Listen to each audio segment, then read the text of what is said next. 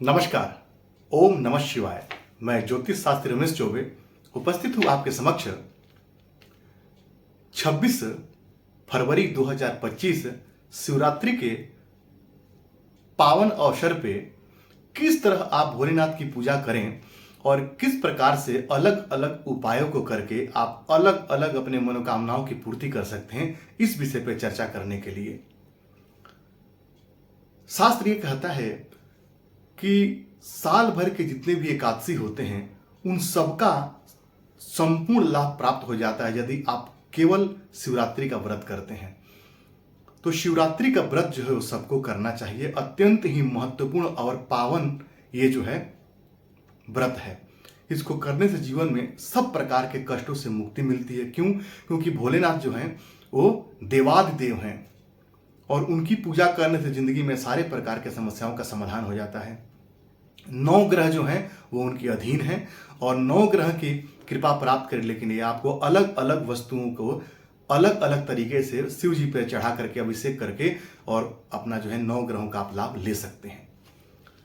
तो सबसे पहले चर्चा करेंगे कि जो शिवरात्रि का जो शिवरात्रि, एक बात याद रखिएगा, इसका नाम है शिवरात्रि इस त्योहार का, यानी कि रात्रि काल में पूजा का बहुत विशेष महत्व है। इसमें दिन में पूजा करने का आपको विशेष फल प्राप्त नहीं होता है शिवरात्रि के दिन में, क्योंकि रात्रि काल में ही जो शिकारी था, जो शिकार करने के लिए बिल्व पेड़ पे चढ़ा था और रात भर जो उसने अपना तीर चलाया और जो बेलपत्र जो शिव जी पे गिरे तो पूजा हुआ। इसलिए रात्रि के पूजा का ये कहानी सभी जानते हैं, ये कथा सबको पता है, कहने की मुझे आवश्यकता नहीं है। तो रात्रि का विशेष महत्व है 4 पहर के पूजन का।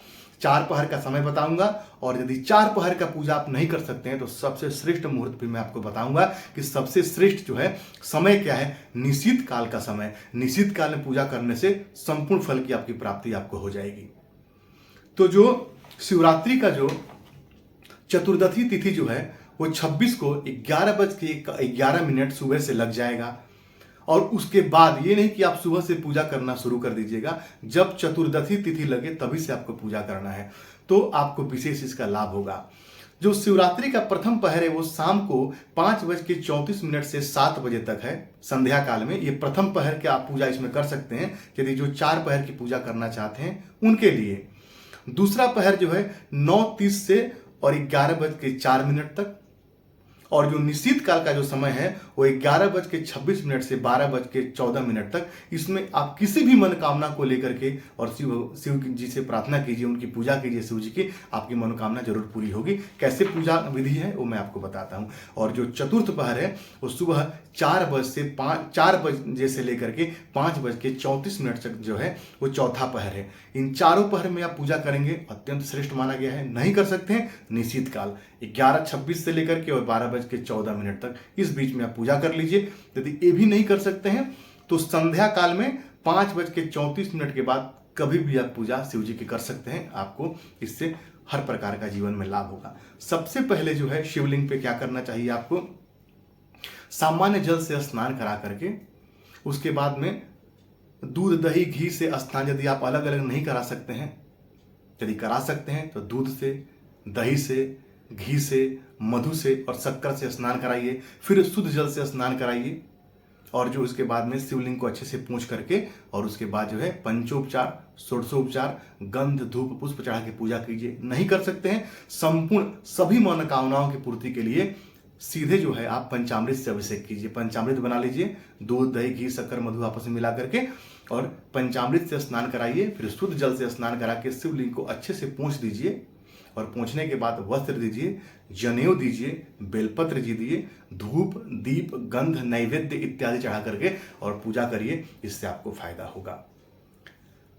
अब यहाँ पे यदि आप चाहते हैं कि आपको हर प्रकार से धन धान्य की वृद्धि हो तो पीले फूल से शिव जी की पूजा कीजिए, पीला फूल का माला चढ़ाइए। यदि आप रोग मुक्ति चाहते हैं तो अपराजिता के पुष्प जो है वो शिव जी पर चढ़ाइए, आपके रोगों से आपको मुक्ति मिलेगी।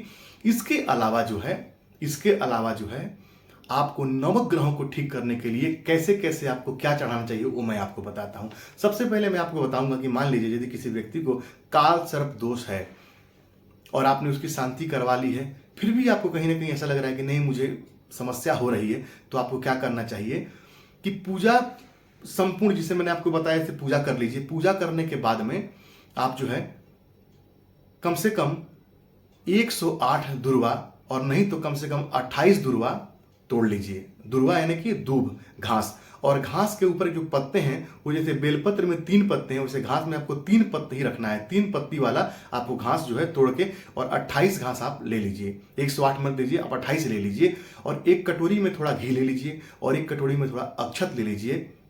और उसके बाद में आपको क्या करना है कि दुर्वा को घी में डुबाना है और ओम नमः शिवाय कह के जो है शिवलिंग पे चढ़ाना है। और उसके बाद थोड़ा सा इन 3 अंगुलियों से जो है आपको क्या करना है कि थोड़ा चावल लेकर के शिवलिंग पे चढ़ाना है।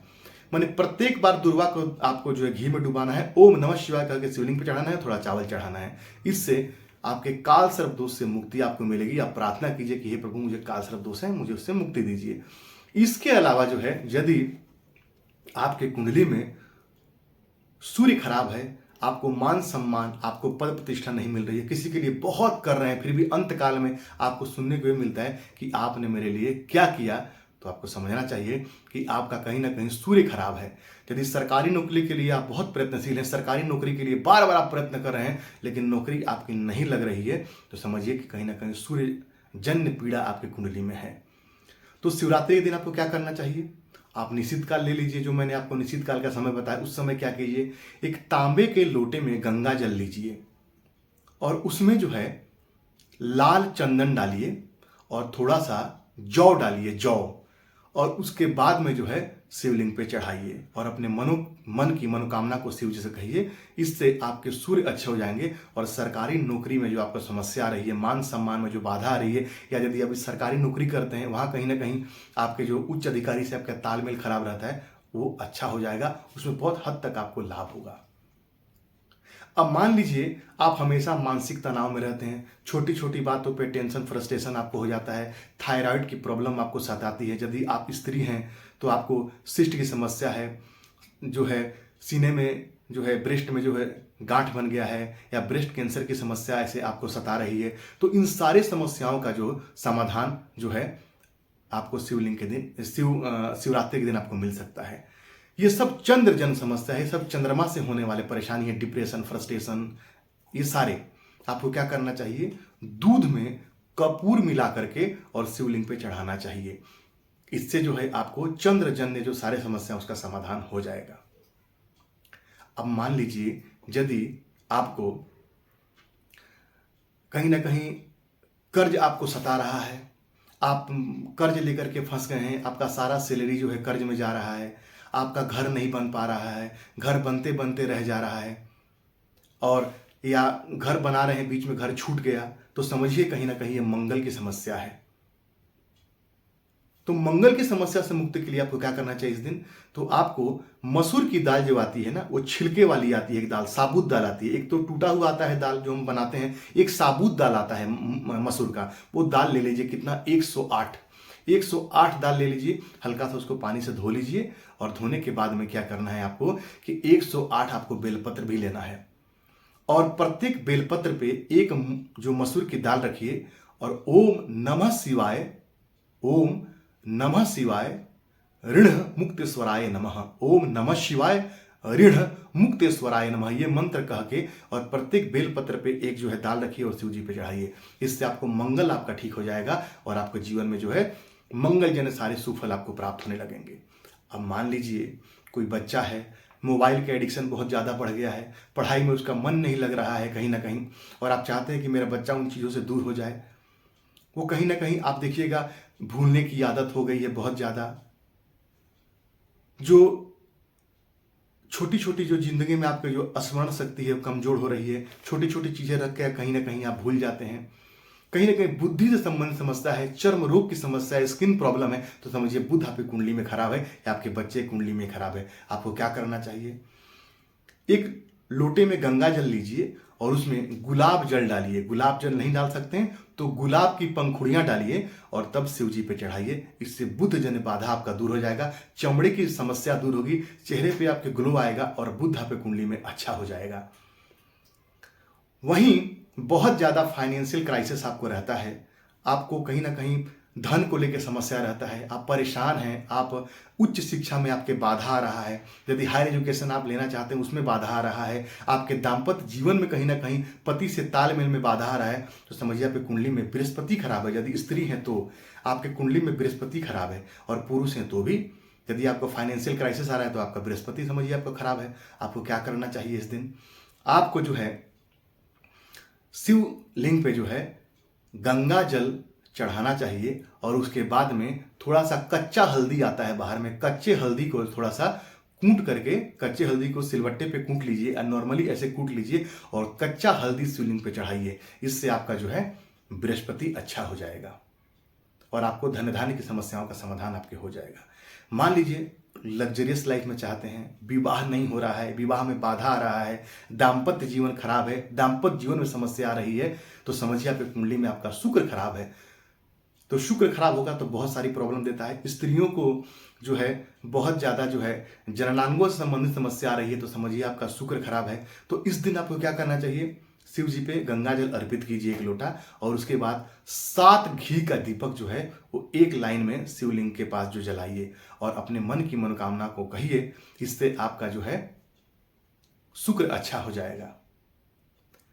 यदि आपके हर काम में अड़चन आ रहा है, हर काम में बाधा आ रहा है, सारा काम आपका रुक के हो रहा है, शनि की ढैया या 7.5 आपको परेशान कर रही है, शनि जन्य पीड़ा से आप परेशान है, शनि की 7.5 चल रही है, हर काम में विलंबता है, तो समझिए कि आपकी कुंडली में जो है शनि कहीं ना कहीं खराब है। आपको क्या करना चाहिए, एक कांसे के कटोरी में या नॉर्मल स्टील की कटोरी में सरसों का तेल लीजिए, और उसमें जो है अपना चेहरा देखिए, और साथ में जो है आप जो है क्या कीजिए कि थोड़ा सा जो है एक चम्मच ले लीजिए, और कांसे के कटोरी में या स्टील के कटोरी में जो है सरसों का तेल लीजिए, उसमें अपना चेहरा देखिए, और चम्मच से जो है या आम के पत्ते से जो है एक आम के पत्ते का बना लीजिए पकड़ने के लिए ऐसे हाथ में, और ओम नमः शिवाय कह के शिवलिंग पे थोड़ा थोड़ा चढ़ाते जाइए। इससे शनि जन्य पीड़ाओं का आपका समाधान हो जाएगा, और शनि आपके कुंडली में अच्छा फल देंगे। यदि लड़का या लड़की, आपका बच्चा या पति पत्नी में से कोई एक अवैध संबंध में फंस गया है, कहीं ना कहीं बाधा है जीवन में, कहीं ना कहीं दिक्कत आ रही है जीवन में, आपका दाम्पत्य जीवन खराब है, ऐसे खराब रिलेशन में लड़के या लड़की फंस गए हैं जहां से वो निकल नहीं पा रहे हैं, तो समझिए कहीं ना कहीं राहु जन्य पीड़ा उनको सता रही है। राहु जो है ऐसे गलत रिलेशनशिप में जो है डाल देता है। आपको क्या करना चाहिए, आप जिसके नाम से करना चाहते हैं उसका नाम लेकर के, और आपको क्या करना चाहिए, तो एक लोटे में गंगा जल लीजिए। लोटा याद रखिएगा, ये तांबे का लोटा नहीं होना चाहिए। क्यों? क्योंकि इसमें आप मीठा डालने वाले हैं। पीतल का लोटा या तो स्टील का लोटा लेना चाहिए, उसमें गंगा जल लीजिए, और गंगा जल में थोड़ा सा शहद मिलाइए, और गेहूं मिलाइए उसमें थोड़ा सा, और गेहूं मिला करके, शहद मिला करके, और शिवलिंग पे चढ़ाइए। यदि पति है तो पत्नी के नाम से, पत्नी है तो पति के नाम से, अपने बच्चे के नाम लेकर के, और प्रार्थना कीजिए भोलेनाथ से कि राहु जन्य सारे समस्याओं का समाधान हो जाए, और जीवन में जो है आपके सुख शांति आ जाए। अब मान लीजिए विचित्र प्रकार के रोग, विचित्र प्रकार के चर्म रोग से परेशान हैं आप, कहीं ना कहीं जो है गुप्त शत्रु, अड़ोसी पड़ोसी आसपास के लोग आपको नित्य आपसे बैर भाव रखते हैं, कहीं ना कहीं शत्रुता रख रहे हैं, बहुत ज्यादा आप शत्रुता से परेशान हैं, गुप्त शत्रु आपके बहुत ज्यादा हैं। समझिए केतु आपके कुंडली में कहीं ना कहीं खराब है। तो केतु को ठीक करने के लिए आपको क्या करना चाहिए, तो एक जटा वाला नारियल लीजिए, और उस पर 7 दुर्वा रखिए, और मौली से उसको बांध दीजिए, हाथ में जो रक्षा सूत्र है ऐसा, उससे जो है उसको बांध दीजिए, और थोड़ा सा चावल ले लीजिए। पहले शिवलिंग पे चावल चढ़ाइए, और ये नारियल को वहाँ पे चढ़ा दीजिए, और शिव जी से प्रार्थना कीजिए कि आपके सारे समस्याओं से आपको समाधान मिले, आपको शत्रु पीड़ा इत्यादि से आपको मुक्ति मिले, समस्त प्रकार के विचित्र चर्म रोग से आपको कहीं ना कहीं जो समस्या तो उससे आपको परेशानी हो रही तो उससे आपको मुक्ति मिले, ऐसा प्रार्थना करके के और नारियल चढ़ाइए। देखिए निस्संदेह आपका जो है कष्ट काफी हद तक दूर हो जाएगा। तो शिवरात्रि के दिन आपको व्रत जरूर करना चाहिए। यदि आप सनातनी हैं, सच्चे सनातनी हैं, तो शिव जी का व्रत आपको जरूर करना चाहिए। सारे एकादशी का लाभ होता है, और पूजा कीजिए, निश्चित काल में पूजा कर लीजिए, और आप ये जितने भी मैं 9 ग्रहों का उपाय बताए हूँ निश्चित काल में करिए, लाभ आपको जरूर होगा। करके देखिए, फायदा आपको जरूर होगा। तो यकीन है विषय आपके समझ में आया होगा, और उपाय करेंगे, शिवरात्रि का व्रत आप करेंगे तो आपका दिन मंगल हो, मंगल कामना के साथ। आज के लिए इतना ही। नमस्कार।